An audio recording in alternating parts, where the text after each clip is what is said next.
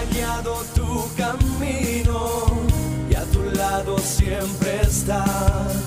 Sus promesas cumplirá y a su tiempo lo verás. Eres parte del pueblo de Dios, Él te levantará, te restaurará y tu victoria llegará. Fuiste llamado y escogido, a su voz has respondido. Es tiempo de creer. Centro Victoria, nacimos para vencer. La Biblia tiene algunos personajes que son un poquito interesantes, pero hay poca información de ellos, entonces no se predica, no se enseña acerca de esta gente, de estos hombres y mujeres, con la frecuencia con que se debería enseñar. Hay uno de estos personajes que a mí me llamó desde el principio la atención y quiero compartir con ustedes unas ideas acerca de él, repito, porque la Biblia no da muchísima información, pero es más importante de lo que creemos. Este personaje es un hombre que aparece en el Nuevo Testamento. Curiosamente es tan importante que aparece en los 4 evangelios. Se llama Barrabás.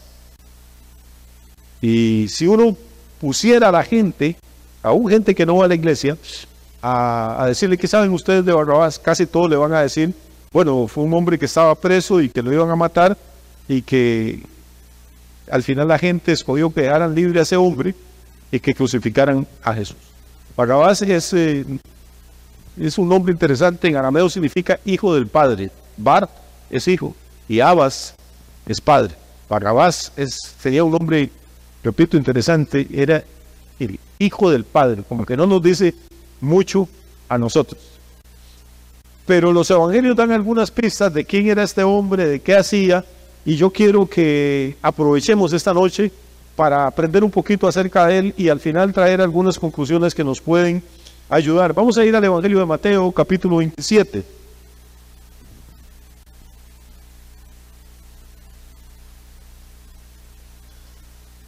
Versículo 15 y 16, por favor. Vamos a usar Biblia, créame. Así que si tiene con qué anotar, anote. Mire, dice, ahora bien, en el día de la fiesta, acostumbraba el gobernador soltar al pueblo un preso, el que quisiesen. Vamos a parar aquí.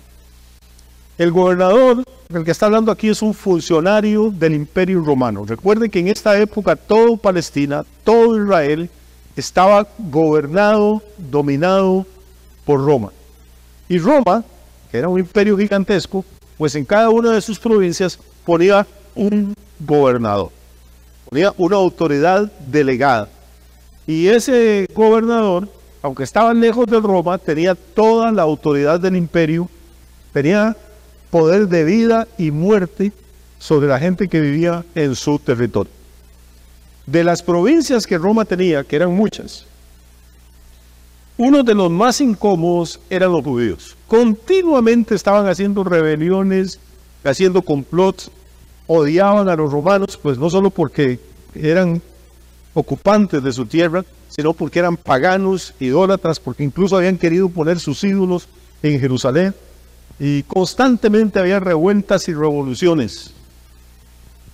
Probablemente para mantenerlos tranquilos, como una maniobra política, se estableció una tradición. Los gobernadores romanos establecieron una tradición, y es que en el día más importante para los judíos, el día de la Pascua, en la fiesta más importante, entonces reunían al pueblo, y si había 5, 10, 20 o 100 presos condenados a muerte, le daban la oportunidad al pueblo de Jerusalén de que escogiera uno de esos presos,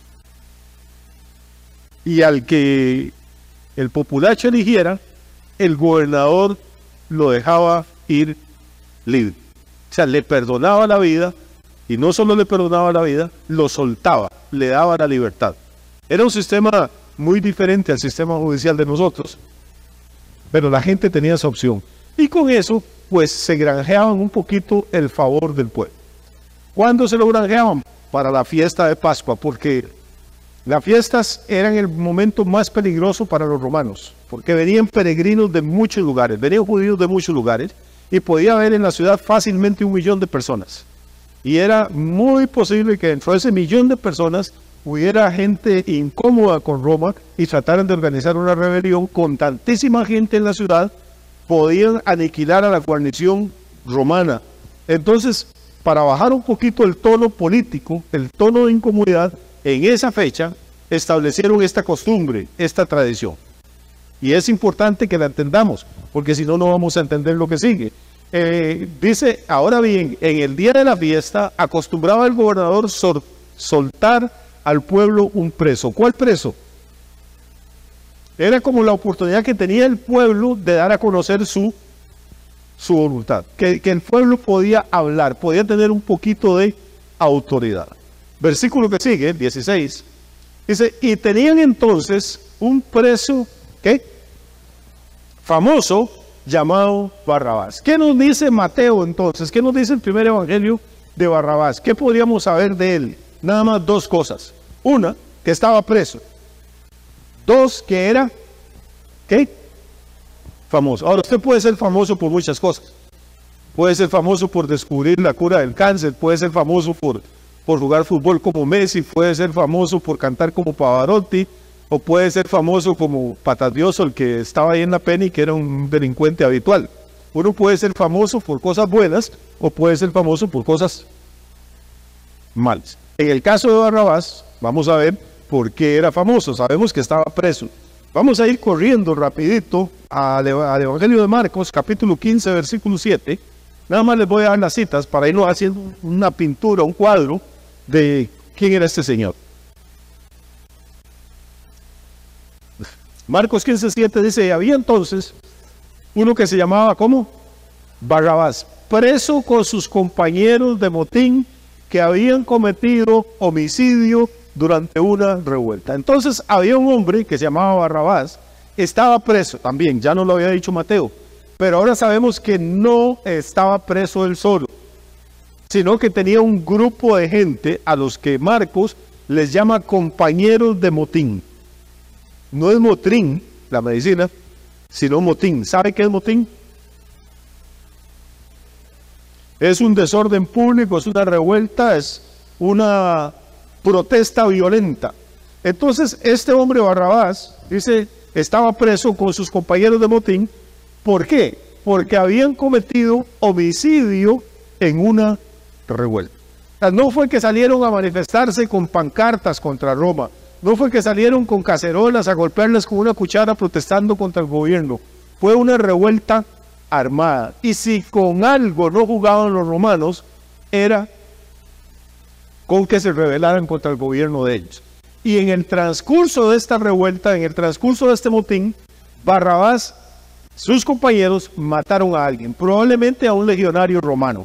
Si hubiera sido un judío, el imperio romano ni se molesta. Pero tocar a un legionario romano era tocar el brazo armado del imperio. Era tocar a alguien que representaba toda la autoridad de Roma en un país lejano. Y entonces ahí se desataba de una vez la represión. Las tropas romanas lograron aislar a Barrabás, a sus compañeros, lo capturaron y estaba preso. Preso y obviamente condenado a muerte. Vamos a ver qué dice Lucas. Capítulo 23, versículo 19.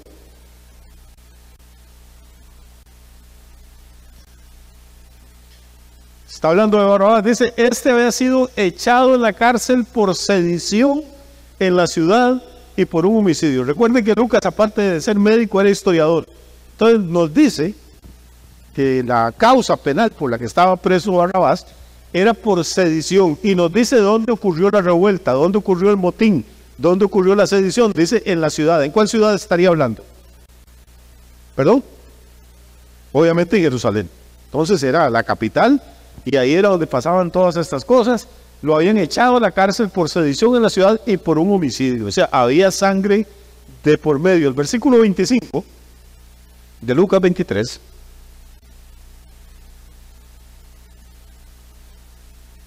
Dice, y le soltó a aquel que había sido echado en la cárcel por sedición y homicidio, a quien había pedido, y entregó a Jesús a la voluntad de ellos. 2 veces insiste Lucas en que Barrabás era sedicioso y homicida. Y por si fuera poco, Juan también tiene algo que decir de él. Capítulo 18 de Juan.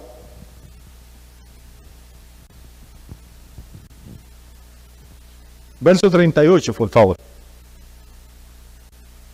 Le dijo Pilato, ¿qué es la verdad?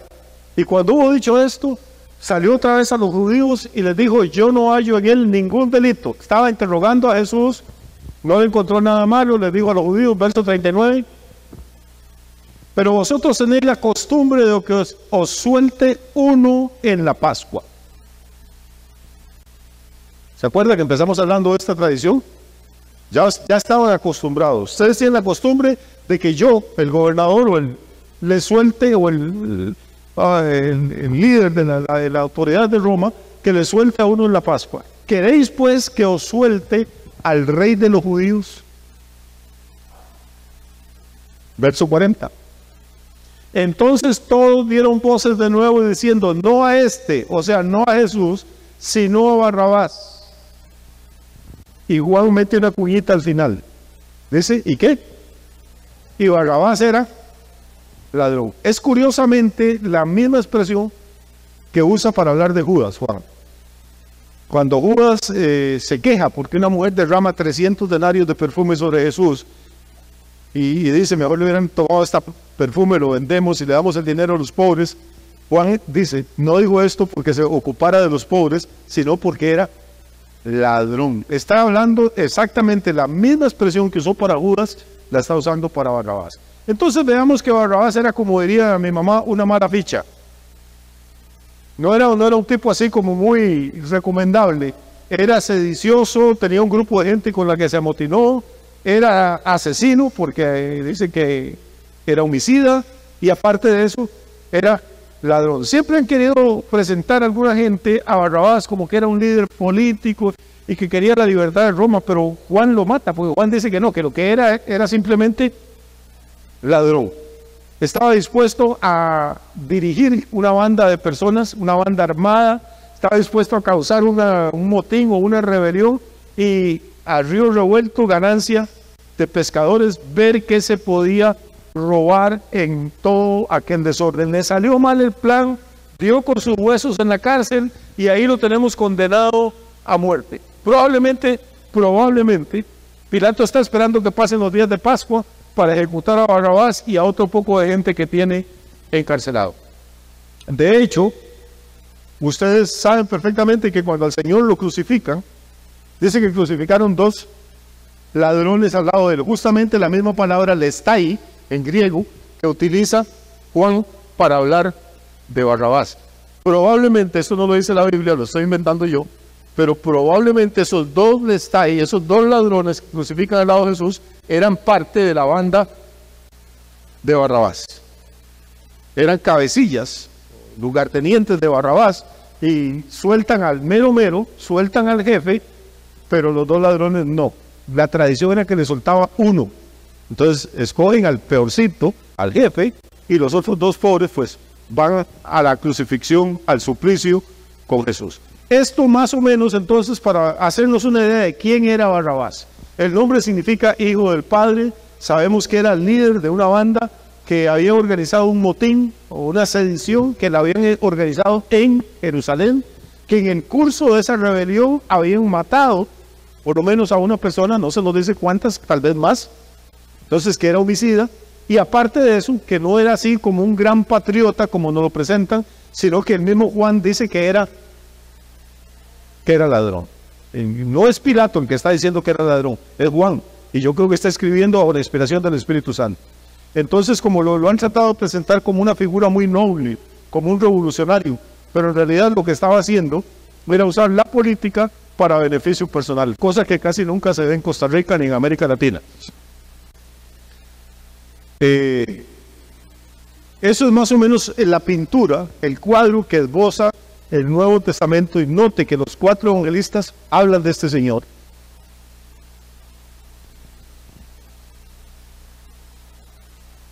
Y eso lo que está haciendo es darnos una idea de lo que va a ocurrir ahora. Volvemos a Mateo 27, versículo 1.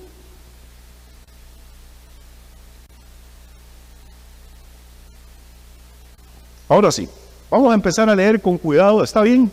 ¿Ya se durmieron? No. Ok. Vamos a empezar a leer con cuidado porque es curioso.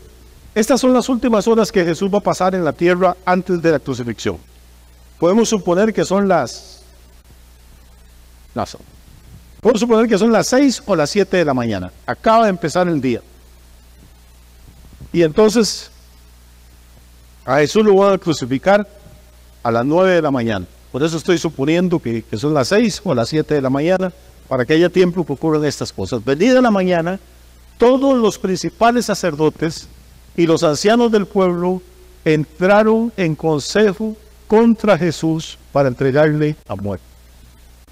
Yo sé que todos conocemos el relato. Lo que quiero que vean esta noche, porque a mí se me pasaron años sin verlo, es que mientras nos están contando este relato, están ocurriendo una serie de cosas sobrenaturales, completamente sobrenaturales, y están ocurriendo entre los impíos. Recuerden que en este momento los discípulos de Jesús, todos andan huyendo, todos fueron esparcidos la noche anterior cuando capturaron al Señor. Pero Dios no ha dejado de actuar. Los amigos de Jesús, los seguidores de Jesús, le dieron la espalda, pero el Señor sigue trabajando. Pero ahora sigue trabajando de una forma muy extraña. Sigue trabajando con los que no son creyentes, sigue actuando entre los impíos. Note este primer versículo 1. Llegada la mañana, se reunieron ¿cuántos líderes religiosos? Dice que todos madrugaron y se juntaron en consejo con un propósito, para entregar a Jesús a la muerte. Ellos no saben, porque no caminaron con Jesús, pero menos de 15 días antes, Jesús venía subiendo con sus discípulos a Jerusalén y les dijo: el Hijo del Hombre va a Jerusalén y será entregado en manos de los principales sacerdotes, y le abofetearán y le escupirán y le entregarán en manos de los gentiles y va a ser crucificado. Estos señores en esas reuniones que están haciendo no saben, repito, porque ellos no habían oído las palabras de Jesús, que esta reunión y este consejo que están tomando, lo que están haciendo es exactamente cumplir la palabra profética que Jesús había dado menos de 8 días antes. No sé si me estoy explicando. No. O sea, Dios, el Dios al que usted le sirve, el Dios al que usted adora, el Dios que yo predico, es un Dios tan extraordinario, hermano, que aún el consejo de los impíos, Él lo toma para llevar a cabo sus propósitos. Por eso Él no puede perder, por eso nadie puede derrotarlo. Si usted se fija y compara esto con el Salmo 2, no sé si podemos ir al Salmo 2, hoy nos vamos a marear de correr por la Biblia, pero me gustaría que viéramos un momentito el segundo Salmo, escrito 1000 años antes de que esto ocurriera. Dice: ¿por qué se amotinan las gentes y los pueblos piensan cosas vanas? Versículo 2. Se levantarán los reyes de la tierra y príncipes consultarán unidos contra Jehová y contra su ungido. O sea, es exactamente el consejo que está ocurriendo esa mañana en Jerusalén, anunciado 1000 años antes de que ocurriera. Se iban a levantar contra Jehová y contra su ungido, diciendo, versículo 3, rompamos sus ligaduras y echemos de nosotros sus cuerdas. Versículo 4, o sea, no queremos que gobierne sobre nosotros.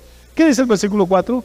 El que mora en los cielos se reirá, el Señor se burlará de ellos. O sea, esta mañana tan terrible, tan oscura, donde los líderes religiosos madrugan para celebrar un consejo mortal contra Jesús y entregarlo en manos de los gentiles, esa mañana estaba prevista en el plan de Dios. No hay nada que lo tome por sorpresa.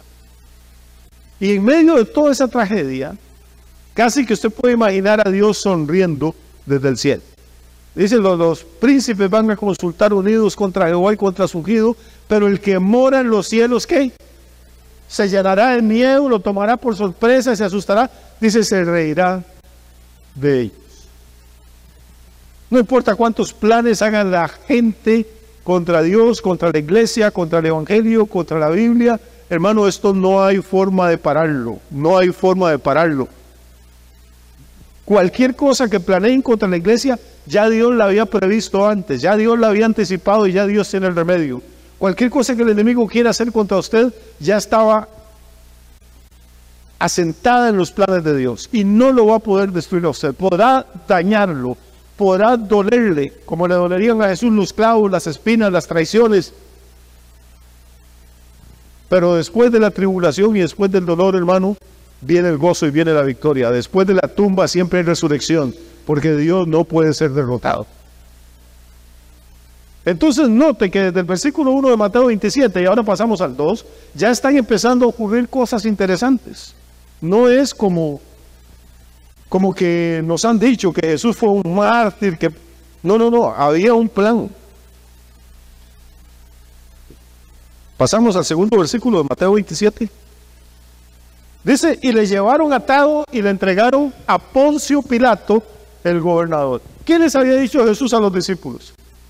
Dice, los principales sacerdotes se van a reunir y van a tomar al Hijo del Hombre y lo van a entregar en manos de los gentiles. ¿Qué es un gentil? Uno que es pagano, uno que no es judío. Poncio Pilato era romano. Y note el verbo que está usando, le llevaron atado y le entregaron a Poncio Pilato. O sea, el versículo 1 se cumple la primera parte de la profecía.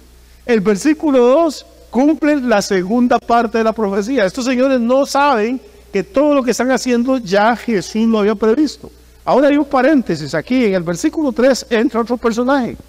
Versículo 3 dice, entonces Judas, el que le había entregado, viendo que era condenado, devolvió arrepentido las 30 piezas de plata a los principales sacerdotes y a los ancianos, diciendo, yo he pecado entregando sangre inocente. Mas ellos dijeron, ¿qué nos importa a nosotros? Allá tú, ¿qué? Judas, según él, había hecho un negocio extraordinario, 30 monedas de plata, y ahora era amigo íntimo, era uña y mugre con los líderes religiosos, según él. Pero estos señores lo que estaban haciendo era utilizándolo nada más. Ni les importaba. Mira, a nosotros qué nos importa si es sangre inocente o no es sangre inocente. Ya hicimos un negocio, ya usted recibió la platica, ahora quédese callado y déjenos a nosotros actuar. ¿Qué nos importa a nosotros? Allá tú. Entonces, ¿qué hace Judas? Arrojando las piezas de plata en el templo, salió y fue y se ahorcó. No me voy a meter porque no quiero cansarlos, pero si usted lee el libro de Zacarías, es exactamente el cumplimiento de otra profecía.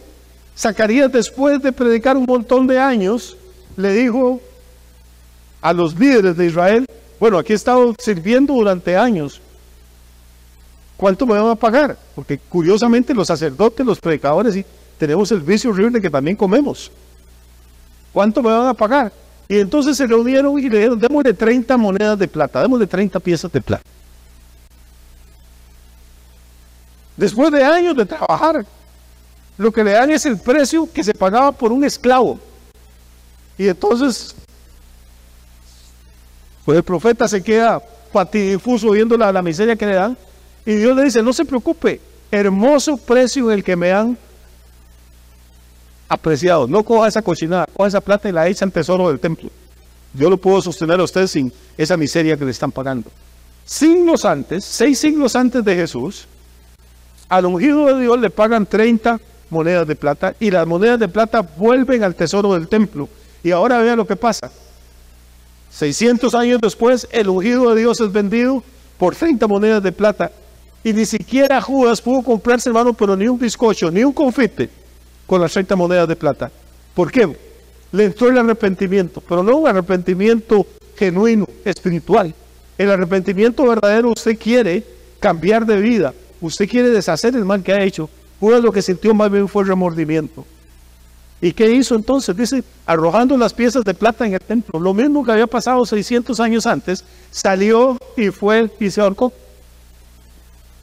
No sé si me logro explicar lo que le dije hace un rato.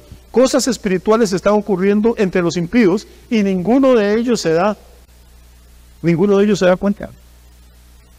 En este momento Dios no está actuando con los discípulos, con los 11 apóstoles. Se está manifestando entre los no creyentes y ellos no logran discernir nada de lo que está pasando. Vamos a seguir en Mateo 27, versículo 11. Jesús pues estaba en pie delante del gobernador. Cerramos el paréntesis de Judas. Y éste le preguntó diciendo: ¿eres tú el rey de los judíos? Note algo, por favor, hermano. Que a veces no entendemos esto. El juicio de Jesús no es por ver si él era el salvador del mundo o no era el salvador, si predicaba sana doctrina o no. Eso a Pilato le valía un pepino. Pilato no tiene ningún interés en la religión de los judíos. Él es un pagano, él tiene sus propios dioses. Pilato es un líder político. Lo que él tiene que procurar es que no haya ningún desorden político, como el que había hecho Barrabás, que no haya ninguna rebelión contra el gobierno del César que vive allá en Roma. Entonces la pregunta no es: ¿usted es el salvador del mundo? ¿Usted es el que perdona pecados? No, a Pilato eso no le interesa. Lo que le dice: ¿eres tú el rey de los judíos? Si Jesús dice que sí, se mete en un problema. ¿Por qué? Porque humanamente hablando y políticamente hablando, el rey de los judíos estaba en Roma. Era César, que era el gobernante de todos los territorios que Roma había conquistado. Ahora, si Jesús dice que no, se mete en un problema. ¿Por qué? Porque él sí es el rey de los judíos, es descendiente de David, según la carne. Entonces, ¿qué hace Jesús? No contesta ni que sí, ni que no. Y le dice una cosa interesantísima. Le dice: tú lo dices. Eso no lo compromete a Jesús legalmente, pero tampoco está negando lo que él es. Tú lo dices. Y siendo acusado por los principales sacerdotes y por los ancianos, nada respondió. A Pilato le responde: a los líderes religiosos de Israel ni siquiera se molesta en contestarle las acusaciones. ¿Por qué? Porque estos sacerdotes, desde la época de Aarón, desde la época que salieron de Egipto, habían sido separados por Dios para adorar al Creador del universo, y ahora el Creador del universo está delante de ellos y son incapaces de reconocerle. Jesús simplemente los deja que acusen, los deja que hablen. Esta gente ni siquiera sabe lo que está diciendo ni lo que está haciendo. Son sacerdotes del Dios Altísimo, y el Dios Altísimo está delante de ellos atado, delante de un gentil, y ellos vienen de una reunión secreta donde hicieron un complot para entregárselo a Pilato y acabar con la vida de él. Jesús ni siquiera les contesta. Y Pilato entonces se extraña, le dice: ¿no oyes cuántas cosas testifican contra ti? Pero Jesús no le respondió ni una palabra, de tal manera que el gobernador se maravillaba mucho. Vamos a ver, ¿por qué se maravillaba el gobernador? ¿Qué ocurre cuando uno tiene que ir a un juicio, hermano? Cuando lo acusan de algo, con razón o sin razón. Usted tiene que buscar un abogado, tiene que buscar alegatos en su defensa, tiene que justificar, porque si no la maquinaria legal le pasa por encima. De hecho, no sé, yo no sé nada de leyes, no soy abogado, pero creo que usted no puede ir a un juicio si no tiene un abogado defensor, y si no tiene plata para pagarlo, el gobierno o el Estado tiene que proveerle uno de oficio. Porque es necesario que usted se defienda, si no es como una pelea de tigre suelto contra burro amarrado.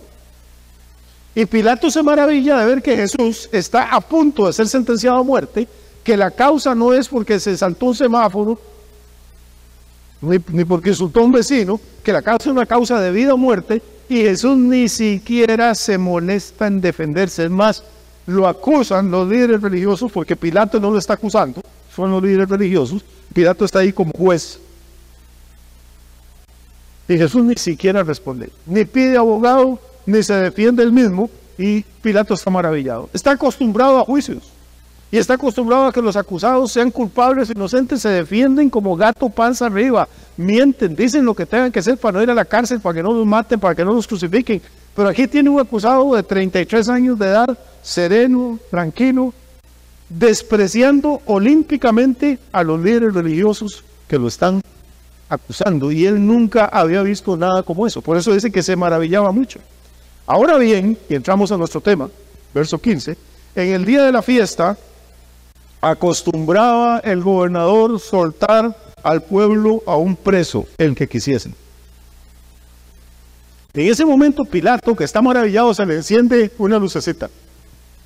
Ya Pilato tiene la convicción de que este hombre es diferente a todos los presos que él ha juzgado. Tiene la convicción que él es inocente. Y Pilato, que conoce a su gente, sabe que estos líderes religiosos lo que están es celosos de la popularidad de Jesús, de la fama de Jesús. Que están enojados porque Jesús los ha criticado en la mera cara, les ha dicho sepulcros blanqueados, hipócrita, generación de víboras. Y entonces él sabe que la motivación que hay detrás de esa acusación es una cuestión religiosa que a él no le importa. Pero de pronto se le enciende la luz y dice, hay una forma que yo puedo salvar a este hombre. ¿Cuál es la forma que se le ocurre a Pilato?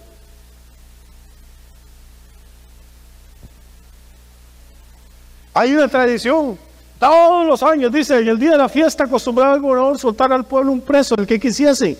Y esto se le viene a la mente a Pilato, verso 16. Y tenía entonces un preso famoso llamado Barrabás. 17. Reunidos pues ellos, les dijo Pilato, ¿a quién queréis que os suelte? ¿A Barrabás o a Jesús llamado el Cristo, llamado el Mesías, llamado el ungido? Pilato escoge lo peorcito que tiene en la cárcel. No escoge un preso que es casado, que tiene 9 chiquitos y que le puede dar lástima a la gente. Coge un tipo que es repugnante, que es asesino, que le ha robado a esta misma gente de Israel, lo pone aquí y dice, aquí salvo a Jesús. Nadie en su sano juicio va a preferir que suelte a un criminal, a un revolucionario, a un sedicioso, a un asesino, a un ladrón, en vez de este señor que no le ha hecho nada malo a nadie, sino que ha curado enfermos y le ha dado de comer a las personas. ¿Quién? Es que no hay ni cómo dudarlo. Eso es lo que Pilato piensa en ese momento. ¿A quién queréis que os suelte? ¿A Barrabás o a Jesús llamado el Cristo? Verso 18. Porque sabía que por envidia le había entregado. Se lo acabo de decir, Pilato no era ningún tonto. Él sabía que en realidad Jesús no había hecho nada. Verso 19. Y estando él sentado en el tribunal, su mujer le mandó a decir, está hablando de Pilato, está en el trono del juez, en un lugar que se llamaba el enlosado, donde se celebraban los juicios. Y cuando él está sentado ahí, su mujer, que probablemente está en el palacio del gobernador, ¿por qué? Porque esto está ocurriendo a las 6 o las 7 de la mañana, y mientras la señora se levantaba, se maquillaba y hace todas esas cosas que hace la mujer, no le daba tiempo para llegar, entonces manda a una criada o a un criado. Su mujer le mandó a decir, oiga qué interesante, no tenga nada que ver con este, ¿qué? Justo, porque hoy he padecido mucho en sueños por causa de Jehová. Padecido mucho en sueños debe ser como que tuvo pesadillas. Y note que esta es una román, es la esposa de un pagano. Y Dios le está dando sueños a esta mujer, como le dio a Daniel, como le dio a José. ¿Se acuerda que le dije hace 10 minutos que lo interesante de este cuadro, que mucha gente no ve, es cómo el Espíritu Santo está actuando aquí, no entre los discípulos de Jesús, sino entre los incrédulos?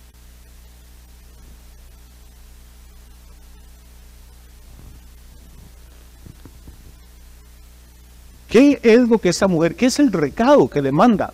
Le manda a decir, no tenga nada que ver con este justo, no le hagan nada, porque usted no tengo tiempo de contarle las cosas terribles que soñé anoche con respecto a él. Y probablemente no anoche, porque ella dice hoy he sufrido mucho, probablemente en las horas, qué sé yo, 6 de la mañana, 6:30. La mujer quizá la que la despertaron fueron las pesadillas. Y se acordó, en ese momento mi marido no está en la cama porque está en el juicio y desde aquel Jesús de Nazaret. Y los sueños entonces fue con eso, fulana venga acá o fulano llama al criado, corra al enlosado, corra donde está Pilato y dígale esto, no se meta con ese juicio.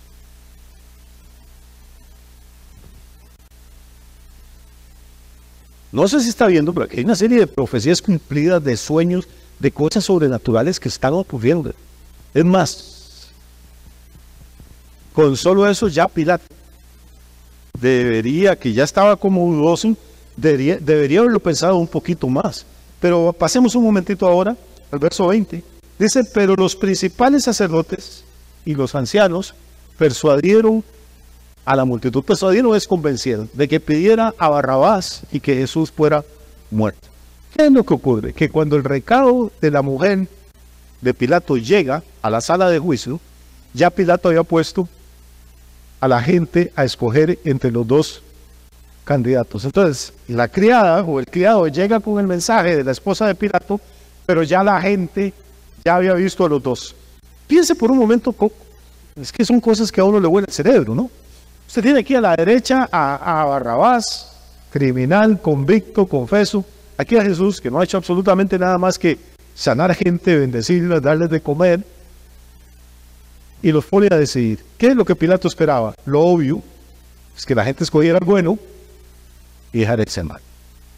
Pero hay un grupo de personas, de líderes religiosos influyentes, que están metidos ahí entre la masa, azuzándola y diciéndole: no se les ocurra, este Jesús es un falso Mesías, este Jesús es un falso profeta, dice que va a destruir el templo, dice esto, dice lo otro, pidan a Barrabás, vea que Barrabás mató por liberar a Israel, pero este Jesús... Y hermano, la gente se deja seducir. Este es uno de los problemas que tenemos con la política en nuestros países. Cuando las personas no tienen criterio propio. Ahora, nosotros no tenemos sacerdotes motivando a la gente de ninguna religión, digo yo. Pero tenemos los medios de comunicación, los medios de desinformación. Si usted le pregunta a la gente qué piensa usted de Figueres, qué piensa de Calderón, qué piensa del presidente Chávez, qué piensa, hermano, ninguno de nosotros conoce a esas personas, ninguno de nosotros se ha sentado nunca a tomarse un café con ellos, ni se va a sentar. Lo único que conocemos es lo que la prensa quiere decirnos. O sea, así es como nos formamos opiniones, sin saber, sin razonar. ¿Usted cree que cuando un costarricense o un latinoamericano va a votar, antes de ir a votar, leyó los 7 programas de gobierno de los 7 partidos que están en la campaña electoral? Es más, ¿usted cree que leyó el programa de gobierno del partido por el que él o ella van a votar? No, hermano. El problema de la masa, y ese es el eterno mito de la democracia, que la gente dice Vox Populi, Vox Dei, la voz del pueblo es la voz de Dios. No, hermano. La gente vota por el... Yo veo señoras diciendo: voy a votar por fulano porque es más guapo. Otras mujeres, las pseudofeministas: voy a votar por la candidata tal porque por lo menos es mujer. ¿Y qué? ¿Qué gran chiste es ser mujer? ¿Qué gran chiste es ser guapo? ¿Y qué le sirve eso para administrar un país? ¿Para gobernar? No, nada. Pues bueno, la gente no toma decisiones racionales, sino toma decisiones basadas en las emociones y manipuladas por los que tienen el poder. Algún día tendremos que aprender esto. Y es más fácil coger una bandera y gritar y andar en un camión ahí, ponerse una camiseta, que sentarse a leer un plan de gobierno, a razonar a por qué esto sí podría funcionar, por qué esto no. Nosotros no nos educan políticamente. Desde la escuela primaria nos meten en el timo de que somos una democracia, que somos un ejemplo, que en Costa Rica no hay ejército, y nos lo creemos. Y mientras tanto nos roban por cientos de miles de millones. Lea usted lo que está pasando en acueductos alcantarillados, en la caja del Seguro Social. Lea lo que pasa en el ICE, lea lo que pasa en cada institución de Costa Rica. No es que se robaron 1 ni 100, son cientos, miles de millones de colones que no van a hospitales, que no van a hacer SINAIs, que no se... Tenemos escuelas, hermano, que del Ministerio de Educación tiene escuelas que el Ministerio de Salud ha declarado inhabitables. Y no hay dinero para construir una escuela. Pero en una carretera se roban 200 millones de dólares y no hay plata para construir una escuela para los hijos de los que pagan los impuestos que estos señores se roban. Pero somos la maravilla de la democracia. Y cada 4 años nos ponen a un Jesús y a un Barrabás, o a varios. Y los medios de comunicación empiezan a meter carbón y la gente dice: maten a aquel otro porque es este, y escojan a este, y ganó la democracia. Eso es lo que nosotros llamamos. No nos dan ninguna educación, hermano. Pero ya me salí del canasto y se me está subiendo la temperatura. Dejémoslo aquí, que ese no es mi tema. Los principales sacerdotes y los ancianos persuadieron a la multitud que pidiese a Barrabás, ¿y qué? Y que Jesús fuese muerto. Note simplemente, para cerrar el punto, qué fácil es persuadir a la multitud. Cuando la multitud no tiene convicciones propias, cuando no tiene formación, cuando no tiene estudio. Llegan las elecciones, ya me metí en eso. Vuelve la burra al pienso. Y a mí me da, no sé si risa, lástima, no sé qué me da, porque cuando yo digo un montón de chiquillos, chiquillas de 18 años, de 19 años, saliendo a la calle a pegar gritos, que los ricos, la injusticia social, que los ricos paguen impuestos como ricos y los pobres como pobres. Sea necio. Usted nunca ha trabajado en la vida. Es un mantenido, vive en la casa de su papá, usted no puede ni ganarse en la vida solo. Usted nunca ha puesto por una pulpería ni un negocio, no sabe lo que es contratar a nadie, no sabe lo que es pagar una planilla de la caja social. ¿Qué viene usted a decir quién tiene que pagar impuestos y quién no? Trabaje, fríguese en la vida, ponga un negocio y verá cómo cambia de opinión.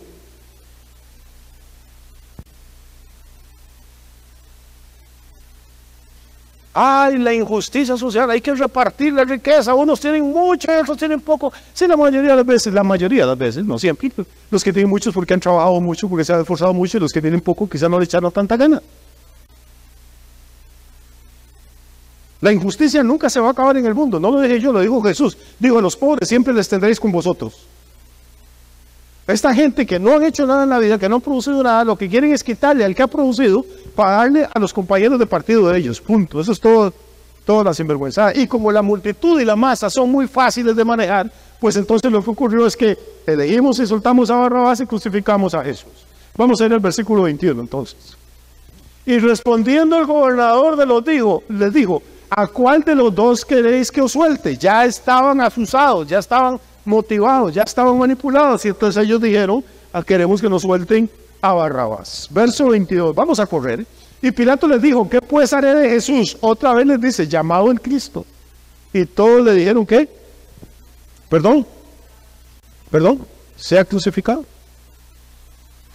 Y el gobernador les dijo, pues qué mal ha hecho.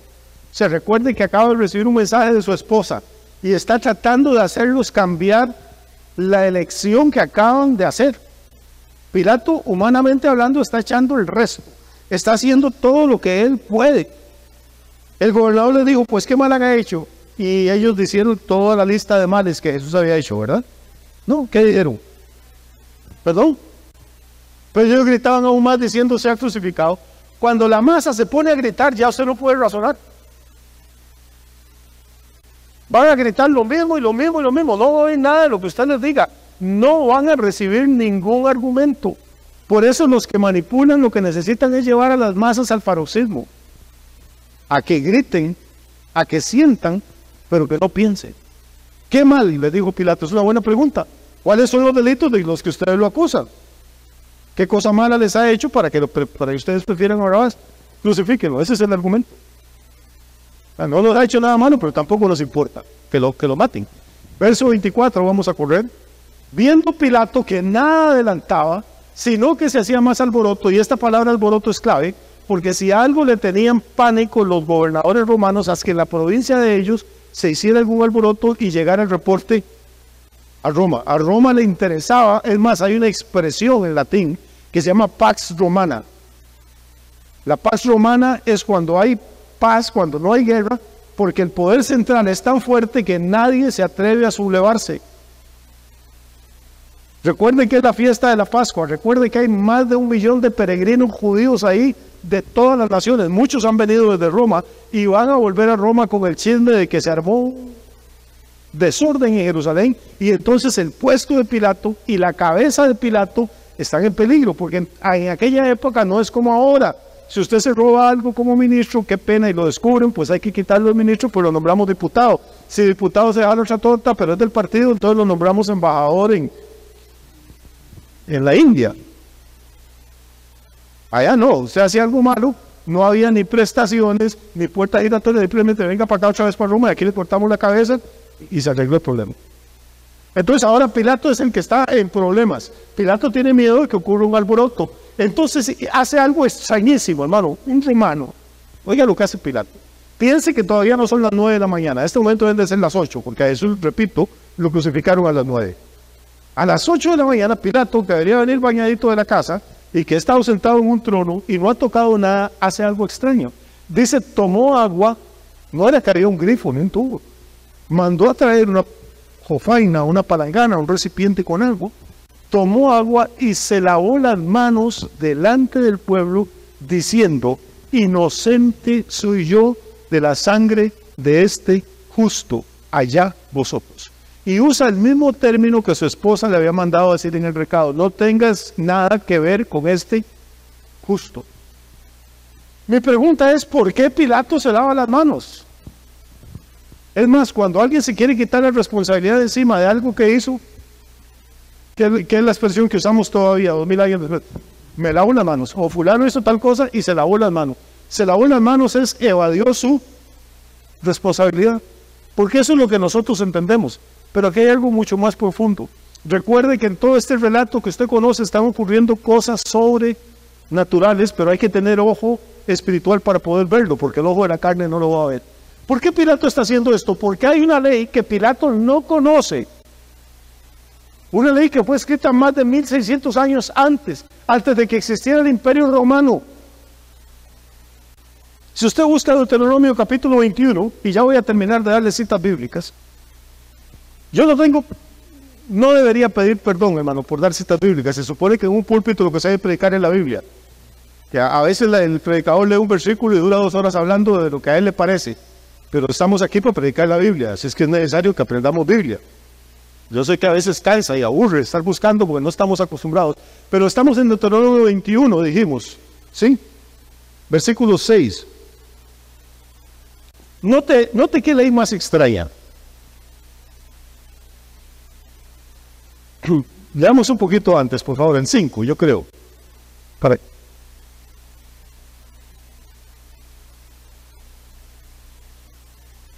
Vamos a ver, dice, entonces vendrán los sacerdotes, hijos de Leví, porque a ellos escogió Jehová tu Dios para que le sirvan y para bendecir el nombre de Jehová.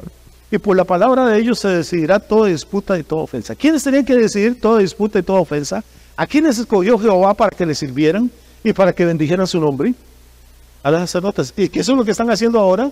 Ellos son los que están creando la disputa, son los que están maldiciendo a Jesús. O sea, están haciendo todo lo contrario de aquella por lo que deberían haber existido. Versículo 6.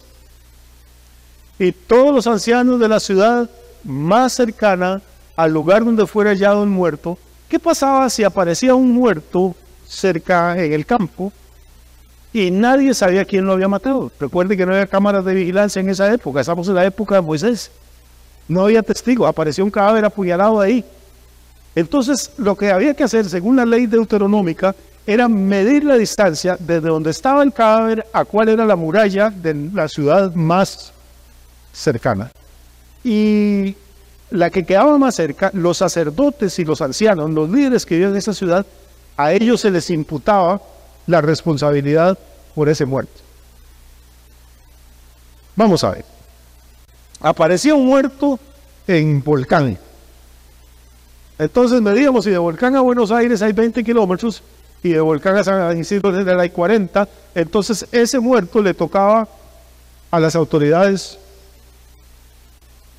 a los ancianos de Volcán. Sí, puede que lo hubieran matado aquí en Brasilia, pero si el cadáver aparecía ya, como no había testigos, ahora, ¿qué culpa tenían los de esa ciudad de que el muerto se le hubiera ocurrido dejarse asesinar cerca de ellos? Entonces, ¿qué hacían?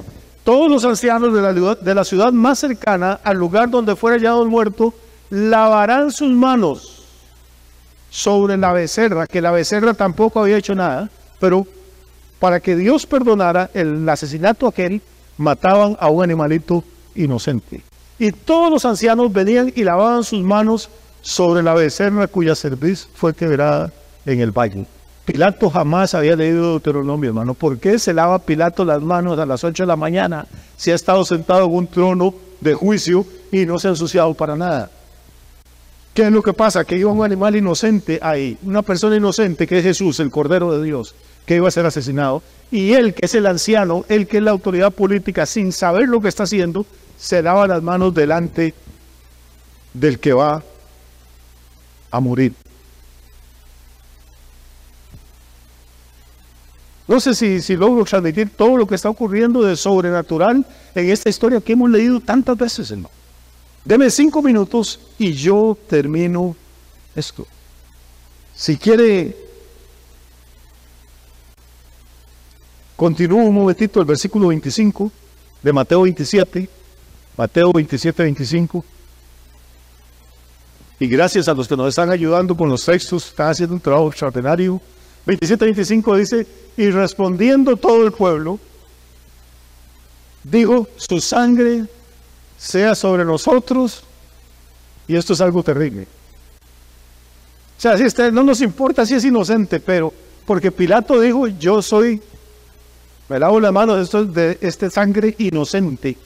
Y entonces la gente lo que dijo, bueno, Pilato, que la sangre no caiga sobre tu persona, ni sobre tu mujer, ni sobre tus hijos, que caiga sobre nosotros y nuestros hijos. Esto es el año 33 después de Cristo.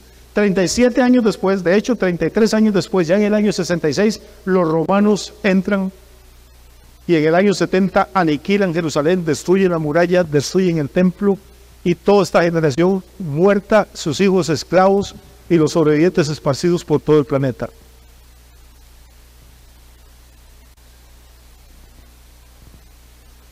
Históricamente tenía que cumplirse, Jerusalén tenía que ser destruida, pero Dios está controlando todo, absolutamente todo, hasta los gestos de Pilato, las reuniones de los sumos sacerdotes, el remordimiento de Judas, las profecías que se están cumpliendo, lo que ha ocurrido con Zacarías allá 6 siglos atrás.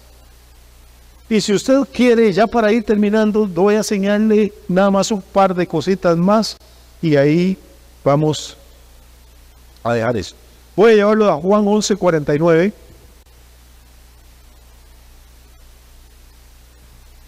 Juan 11:49, sí, creo que 49 y versículo 50 también. Vean lo que está pasando. La noche anterior, la reunión esa que tuvieron los sumos sacerdotes, Mateo no nos cuenta qué hablaron, pero Juan sí nos cuenta.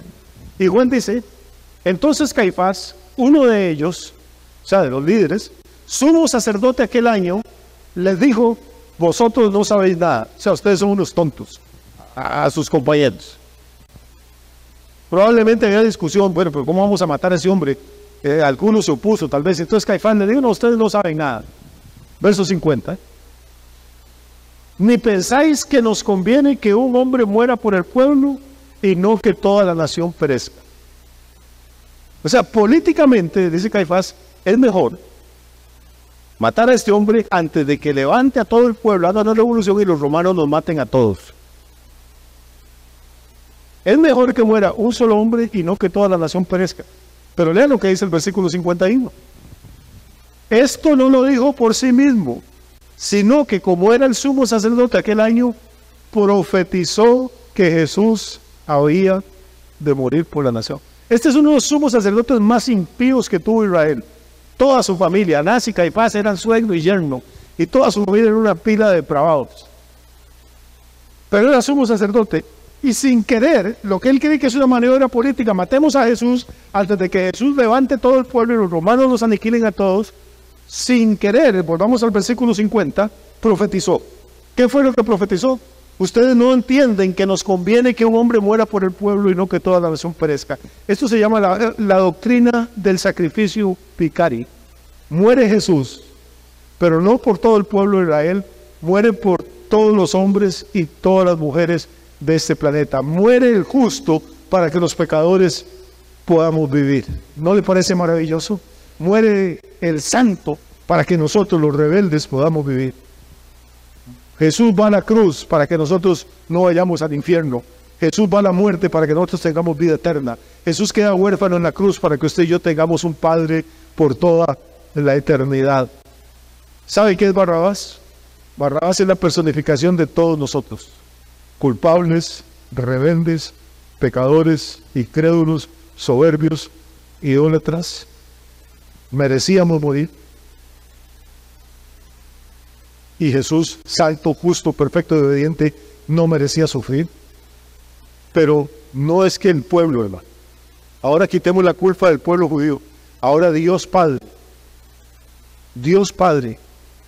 teniendo a nosotros pecadores acá y a Jesús acá, escoge que muera Jesús para que usted y yo podamos vivir también. Si esto no le parece a usted maravilloso, hermano, pues yo no sé qué le podrá pasar. Barrabás es un tipo de todos nosotros. Probablemente Barrabás sabía que en cuanto pasara la fiesta de Pascua, 3 o 4 días, lo iban a sacar y lo iban a crucificar a él. Y quizá cuando llegó el carcelero a la celda a decirle, Barrabás, Pilato quiere hablar con usted un momento. En ese momento Barrabás supo, hasta aquí llegué, me van a ejecutar hoy. ¿Cómo se sentiría cuando llega ahí y Pilato le dice, oiga, toda la nación, todo el pueblo de Jerusalén ha pedido que lo dejen libre? Puede irse para su casa, donde su mujer, donde sus hijos se tiene, ya no hay ninguna sentencia contra usted, no hay ninguna culpa, su causa fereció. Y Barrabás vuelve a ver a Jesús que está ahí. Dice, no, y este hombre se iba a morir porque el pueblo prefirió que usted se fuera para la casa y que él fuera a la cruz. Pues hermano, yo creo que esa es la situación de nosotros. Que no teníamos ninguna esperanza en el mundo, ni la religión, ni nadie nos podía salvar.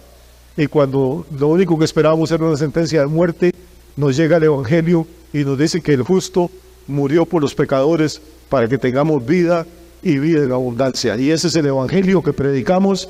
Que Dios les bendiga y que tengan una noche extraordinaria y una mañana muy, pero muy bendecida.